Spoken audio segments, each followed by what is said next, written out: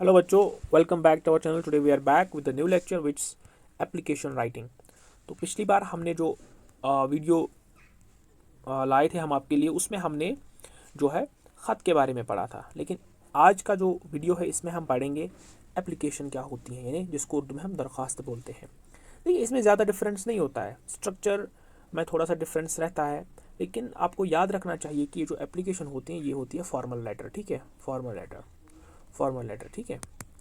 तो जो हमने ख़त पढ़ा था वो इनफॉर्मल होती है। अब इसमें डिफरेंस क्या है? डिफरेंस यही है कि जब हमने किसी ऑफिसर को कोई कुछ बात लिखनी हो, अगर हम कहीं पे एज सबॉर्डिनेट काम कर रहे हैं तो हमारे जो हेड हैं उनको कोई चीज़ लिखनी हो, उनसे कोई चीज़ सीख करनी हो, तलब करनी हो, तो हम उन्हें तब एप्लीकेशन लिखते हैं बजाय ख़त के। तो ख़त का आपको पता ही है, ख़त में हम अपने जो रिलेटिव्स होते हैं, फ्रेंड्स होते हैं, उनसे कई कोई कुछ बात शेयर करनी हो, किसी चीज़ की इन्फॉर्मेशन देनी हो, तो वो हम ख़त के बतौर ख़त उनको मुतल्लक करते हैं हम ख़त के ज़रिए। लेकिन एप्लीकेशन का जो है इसका थोड़ा सा डिफरेंट है।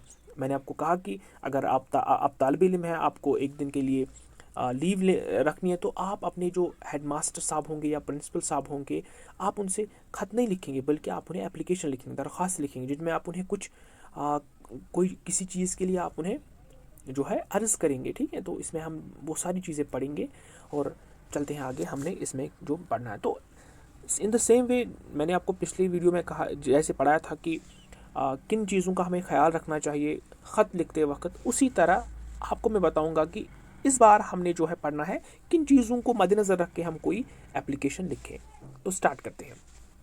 अब देखिए, दरख्वास्त लिखते वक्त मुनासिब साइज़ का साफ़ सुथरा कागज़ लें। ऑब्वियसली आपके पास होगा, जो आपको आंसर स्क्रिप्ट दिया जाएगा जिस पे आपको लिखना होगा, तो आप वो साफ़ सुथरा तो होगा ही, उसी पे आपको अच्छे से लिखना है। लेकिन एक चीज़ यहाँ पे आपको ऐड करना है, जो मैंने पहले भी कहा कि जो मैं अंडरलाइन करूँगा वो समझिए कि आप वो ज़रूरी है।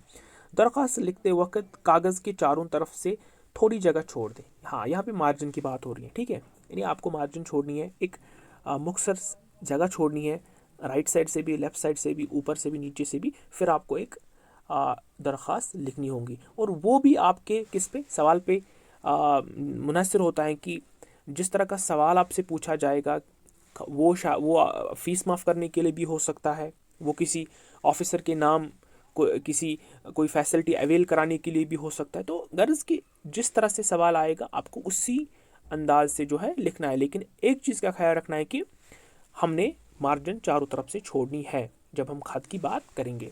अब देखिए, जुमलों में इमला की गलतियाँ ना हो। इमला किसको हम बोलते हैं?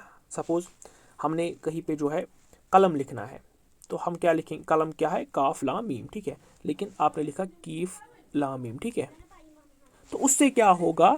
इस पे आपके इमला पे असर पड़ेगा। यहाँ पे आपको ख्याल रखना है कि आपका इमला सही होना चाहिए। आपको जो है अच्छे से लिखना है।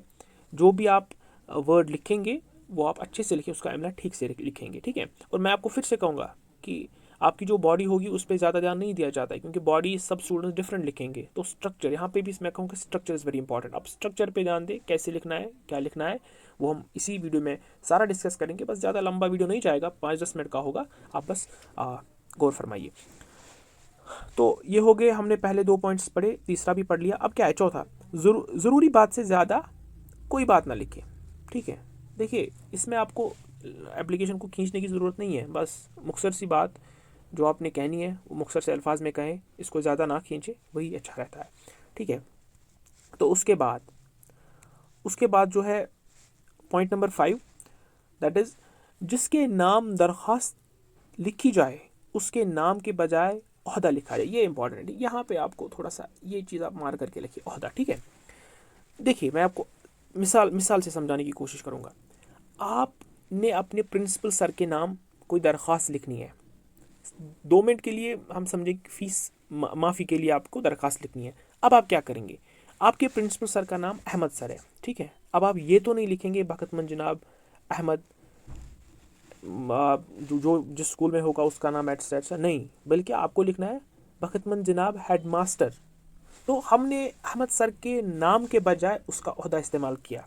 यही यही चीज़ जो होती है दरख्वास्त में बहुत अहम होती है। आपको नाम का इस्तेमाल नहीं करना है, बल्कि वो जिस ओहदे पे फाइज हो उस ओहदे का इस्तेमाल, उस ओहदे का जो लफ्ज़ है, नाम है, उसका इस्तेमाल करना होगा आपको। ठीक है, अब देखिए पॉइंट नंबर 6 क्या है। दरख्वास्त की दूसरी सतर में जनाब आली, यहाँ पे थोड़ा सा डिफरेंस है, जनाब आली कहाँ पे लिखना है और जनाब आलिया कहाँ पे लिखना है। सिंपल सी बात है, अगर आप जिसको एड्रेस कर रहे हैं, आप जिसको दरख्वास्त लिख रहे हैं, अगर वो वहाँ पे मेल होगा, अगर उस ओहदे पे फाइज फ़र्द मेल होगा तो आप तब जनाब आली लिखेंगे, ठीक है। और अगर फीमेल हुई, अगर वो जन हुई, तो आप उसको क्या लिखेंगे, तब आप जनाब आलिया लिखेंगे। बस यही याद रखना है, क्योंकि ये मैंने अंडरलाइन किए हैं सर्कल के, ये इन चीज़ों का आपको ख्याल रखना है, ठीक है। अब चलते हैं पॉइंट नंबर 7 की ओर। तीसरी सतर गुजारिश है, इल्तिमास है, मौदिबाना गुजारिश है, ठीक है। मौदिबाना गुजारिश है, जैसे अल्फाज से दरख्वास्त में सॉरी कहाँ पे, हाँ, मौदिबाना गुजारिश है, जैसे अल्फाज लिखें और दरख्वास्त में जो अर्ज़ करना हो वो जुमले मुख्तसर लिखे और आखिर शुक्रिया के कलिमात तहरीर करें, ठीक है।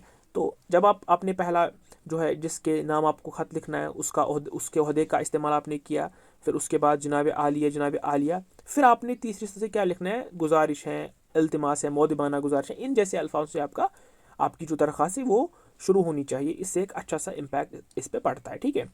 हाँ, उसके बाद दरख्वास्त में जो, हाँ, आपको जो भी बात कहनी है वो आप मुख्तसर अल्फाज में कहें, आपको उसको खींचने की ज़रूरत नहीं है, और आखिर में आपको शुक्रिया के कलिमात भी तहरीर करने होंगे।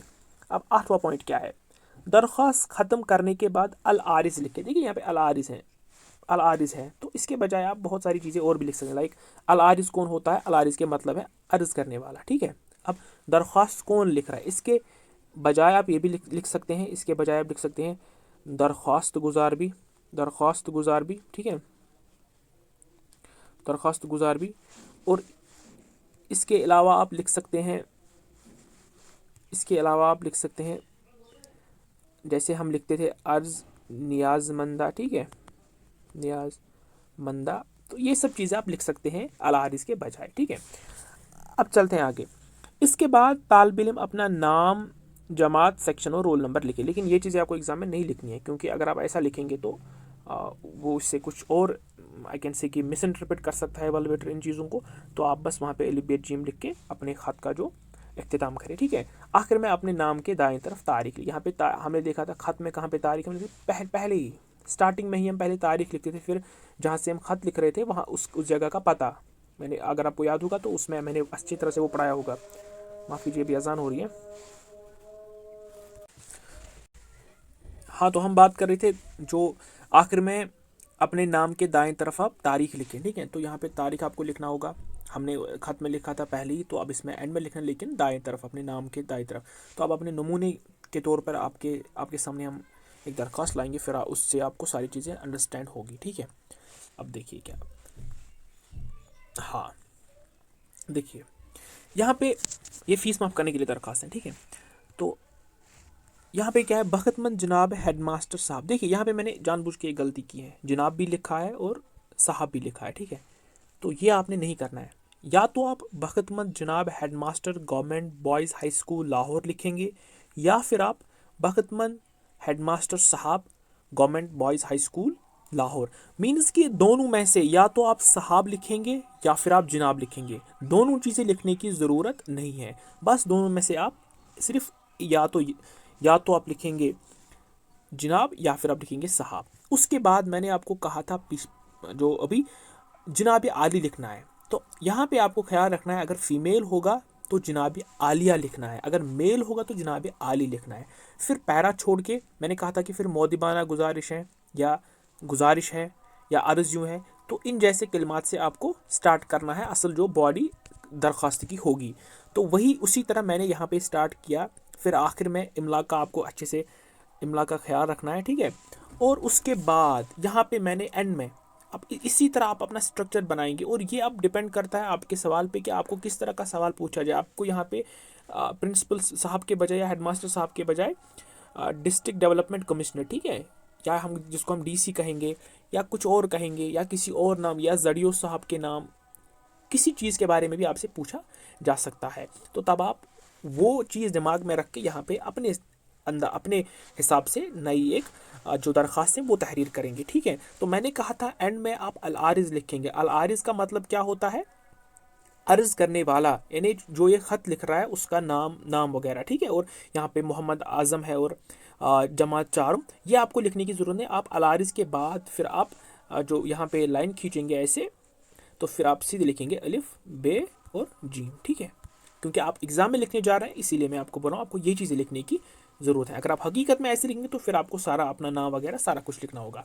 हाँ, उसके दाएं साइड में आपको तारीख भी लिखना है। तो हमने खत में यहाँ पे तारीख लिखा था, लेकिन इसमें हमने यहाँ पे तारीख लिखना है, ठीक है। कहाँ पे? अलारिस के दाएं साइड में, या खत के हम दाएं साइड में हम कहेंगे। तो देखिए एक और बात, खत को मैंने चारों तरफ से जो है एक स्पेसिफिक मार्जिन छोड़ी है, यहाँ से भी, ऊपर से भी जो है मार्जिन छोड़ी है, राइट साइड से भी, लेफ्ट साइड से भी और नीचे से भी। तो यही आपके ख़त लिखने का स्ट्रक्चर पैटर्न होना चाहिए। बाकी मैं आपको फिर से कहूँगा कि ये सवाल पे डिपेंड करता है आपको कौन सा सवाल पूछा जाए। आपको यहाँ पे यही सवाल नहीं पूछा जाएगा कि आपको फ़ीस माफ़ करने की दरख्वास्त लिखनी है किसी और चीज़ के लिए। बस आपको ये चीज़ पता होनी चाहिए कि ख़त दरख्वास्त लिखते कैसे हैं। जब आपको वो पता चल जाएगा, फिर अगर एग्ज़ामिनर आपसे कोई भी सवाल पूछे, आपको उसमें लिखने में कोई दिक्कत नहीं होगी। तो हम इसी के साथ आपसे विदा लेना चाहेंगे। और अगर आपको कहीं पे इसमें कोई कन्फ्यूजन रहा होगा, कहीं कहीं पे कोई मसला रहा होगा, तो आपके लिए कमेंट सेक्शन है, आप वहाँ पे जाके हमसे राब्ता कर सकते हैं और हम अकॉर्डिंगली आपके पास आपकी जो कन्फ्यूजन्स होंगे उनका हल लेके आपके सामने आएंगे। बाकी वस्सलाम।